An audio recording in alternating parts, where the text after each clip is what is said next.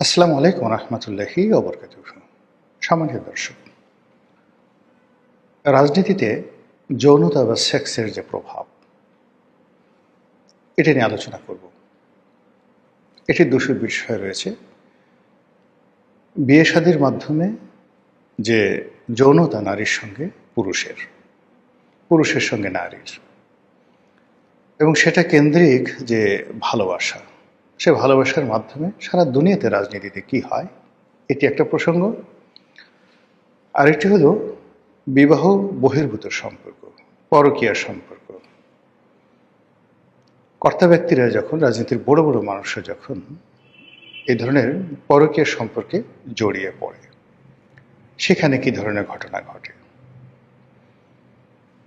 নারী এবং পুরুষের মধ্যে যে যৌন সম্পর্ক, সেই সম্পর্কের বাইরে পুরুষে পুরুষে সমকামিতা, নারীতে নারীতে সমকামিতা, এটাও রাজনীতির প্রাচীন একটি, যাকে বলা হয় অপসংস্কৃতি।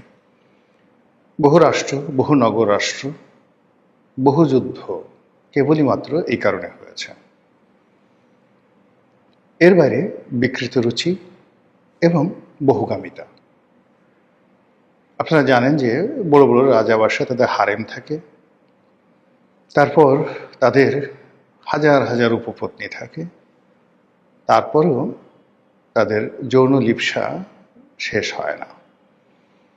এজন্য প্রজাদের স্ত্রী, কন্যা, বোন, এমনকি মা, তাদেরকে ছিনিয়ে আনার জন্য রাজকীয় বাহিনীকে ব্যবহার করার ফলে কত বিদ্রোহ হয়েছে, কত ক্ষমতা হারিয়েছে কত মানুষ। এই বিষয়গুলো নিয়ে সংক্ষেপে আলোচনা করব।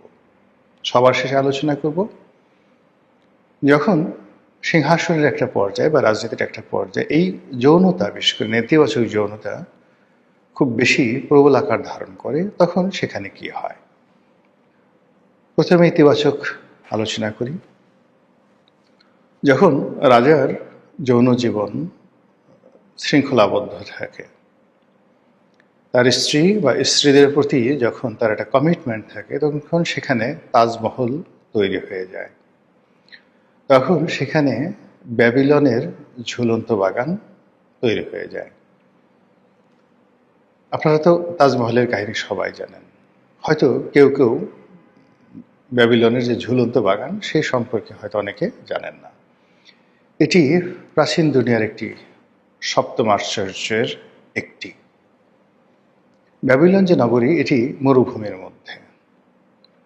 তো সেখানের রাজা দ্বিতীয় বা তৃতীয় নেবুকাডনেজার, খুব বিখ্যাত রাজা, তিনি বিয়ে করলেন, রানীকে আনলেন এমন একটা দেশ থেকে যে দেশে সবুজ ছিল, সবুজের সমারোহ ছিল। তো রানী তার প্রাসাদে আসলো, সব আছে কিন্তু সবুজ নেই। রানীর মন খারাপ। রাজা তখন তার প্রাসাদে একটি পাহাড় তৈরি করলেন। পাহাড়ের বাঁকে বাঁকে সে একটা বাগান, ঝুলন্ত বাগান তৈরি করলেন, কৃত্রিম বাগান, রানীর মনোরঞ্জনের জন্য, এবং সেখানে ঝর্ণার ব্যবস্থা করলেন ওই ব্যাবিলন নগরীতে।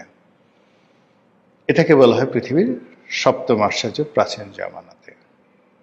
এরকম অসংখ্য ঘটনা প্রেমকে কেন্দ্র করে। পরকীয়া যদি বলেন, তাহলে হেলেনের ঘটনা, ট্রয়ের যুদ্ধ, এর সাথে উল্লেখযোগ্য কোনো ইতিহাস নেই। মানে একজনের স্ত্রীকে সে প্রেমের জালে ফেলে অন্য রাজকুমার যখন তার রাজ্য থেকে ভাগিয়ে নিয়ে গেলেন, তার বিনিময়ে একটা নগরী সম্পূর্ণ জ্বালিয়ে পুড়ে ছারখার করে দেওয়া হলো। আমাদের পাক ভারত উপমহাদেশে সম্রাট জাহাঙ্গীরের সঙ্গে নূরজাহানের যে প্রেম, এই প্রেমের কারণে বাংলায় বেশ কয়েকবার যুদ্ধ হয়েছে। এই প্রেমের কারণে দিল্লিতে বেশ কয়েকবার যুদ্ধ হয়েছে। পরে সেই প্রেম পূর্ণতা পায় এবং নূরজাহান সম্রাজ্ঞী রূপে ভারতে যে ইতিহাস তৈরি করে গেছেন, সেই ইতিহাস কেবলমাত্র ভারতবর্ষে নয়, সারা দুনিয়ার সাম্রাজ্ঞীদের ইতিহাসে এক অনন্য। একইভাবে যদি আপনি রানী প্রথম এলিজাবেথের কথা চিন্তা করেন, একজন পারভার্টেড ওম্যান, পুরুষদেরকে ধরে ধরে এনে সে তার যৌন লিপ্সা চরিতার্থ করত। একইভাবে সম্রাট নিরোর মা, ওই যে সেই নিরো, তার নাম ছিল অ্যাগ্রোপিনা, তিনিও এভাবে যাকে বলা হয় সেক্সুয়ালি পারভার্টেড ছিলেন। সমস্যাটা হলো যে ক্ষমতা এমন একটা জিনিস, সেখানে নারী যাক বা পুরুষ যাক, বৃদ্ধ কিংবা তরুণ, একেবারে অল্প বয়সে 12-13 বছর, সেক্ষেত্রে দেখা যাচ্ছে যে এখানে যৌনতা একটা পারভার্সনের পর্যায়ে চলে যায়। এভাবে চলছে, বহু যুগ ধরে চলছে, চলতে চলতে চলতে চলতে আমাদের এই বাংলাদেশেও কিন্তু চলছে। হয়তো অবস্থার পরিবর্তন হয়েছে, আমরা অনেক কথা বলি না, অনেক কিছু করি না, কিন্তু চলছে। এখন এর ফলে কি হয়?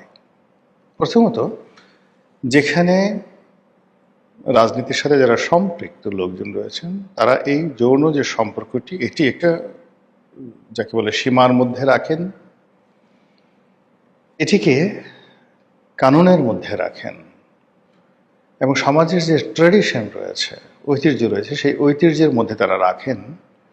তখন সেই রাজ্যে শান্তি শৃঙ্খলা প্রতিষ্ঠিত হয়। আর রাজা স্বয়ং যদি সমকামী হন, রাজা স্বয়ং যদি সেই বহুগামী হন, রাজা নিজের স্ত্রীর পরিবর্তে যদি পরস্ত্রীর প্রতি মানসিকভাবে দুর্বল থাকেন এবং এই রোগ দ্বারা আক্রান্ত হন, মানে কিছু মানুষ আছেন, বিশেষ করে রাজাদের মধ্যে, নিজের ঘরে অনেক সুন্দরী স্ত্রী, দেখার মতো, আপনি সারা দুনিয়া যার প্রশংসা করবে, কিন্তু তার কাজের লোক কালু মিয়া, কালু মিয়ার স্ত্রী জরিনা বেগম, হাড় জিরজিরে শরীর, দাঁত মাজে না, হয়তো দুটো দাঁতও পড়ে গেছে, কিন্তু রাজার কেন জানি জরিনা বেগমকে লাগবে। আপনারা যারা সাহেব বিবি গোলাম পড়েছেন, বিমল মিত্রের সে বিখ্যাত উপন্যাস, সেখানে এরকম একটা ঘটনা দেখতে পাবেন। তো এই রকম রাজা যখন কোনো একটা দেশে রাষ্ট্র ক্ষমতায় আসে, সেখান থেকে আল্লাহর যে বরকত, সেই বরকত চলে যায়। দ্বিতীয়ত হলো যে এইরকম রাজার, আপনি হয়তো জানবেন না, অনেক রাজার এরকম গোপন সম্পর্ক থাকে, কিন্তু আপনি বুঝবেন কি করে? বুঝবেন যে তার আশেপাশে আমির, উমরা, পাইক, পেয়াদা বা তার যারা কিচেন ক্যাবিনেট, এই লোকগুলোর একটা বিরাট অংশ, তারা সবাই ওই রাজার চরিত্রের মতো চরিত্রহীন হবে। আশেপাশে অলি আল্লাহ থাকবে, গাউস কুতুব থাকবে, ভালো মানুষ থাকবে, কিন্তু রাজা তাদেরকে পছন্দ করবেন না। রাজা সবসময় পছন্দ করবেন যে সমকামী কোনো লোক পাওয়া যায় কিনা, তাকে ধরে এনে মন্ত্রী বানাতে হবে। রাজার সঙ্গে হয়তো তার সমকামিতা নেই, কিন্তু সে অন্যভাবে সমকামী ঘেটুপুত্র রাখে, কিন্তু রাজা তাকে ধরে এনে বড় একটা মন্ত্রী বানাবেন। আবার ধরুন কেউ হয়তো আছে যার সেক্সুয়াল পারভার্সন পুরো দেশ জাতি জানে, এর বউ ভাগিয়ে নিয়ে যাবে, ওর যাকে বলা হয় ঘরে ঢুকে সে ধর্ষণ করার চেষ্টা করবে, সারাক্ষণ মেয়েদের সাথে, মহিলাদের সাথে সে হাঙ্কি পাঙ্কি এই জিনিসগুলো সে করবে, এবং তার কুখ্যাতির সীমা পরিসীমা নাই। মানুষ তাকে দেখলে সালাম কালাম শুভেচ্ছা বিনিময় তো দূরের কথা, তার দিকে তাকানো মাত্রই মনে করে যে লা হাওলা ওয়ালা কুওয়াতা। কিন্তু এই মানুষটি রাজার খুব কাছাকাছি চলে গেল। তো এরকম যখন আপনি লক্ষণ দেখবেন যে যত দুর্নীতিবাজ, যত চরিত্রহীন, যত আজে বাজে লোক, সব রাজার চারিদিকে ঘুরছে, রানীর চারিদিকে ঘুরছে, সম্রাটের চারিদিকে ঘুরছে, তখন আপনি বুঝে নেবেন যে এই রাজা ভালো নয়।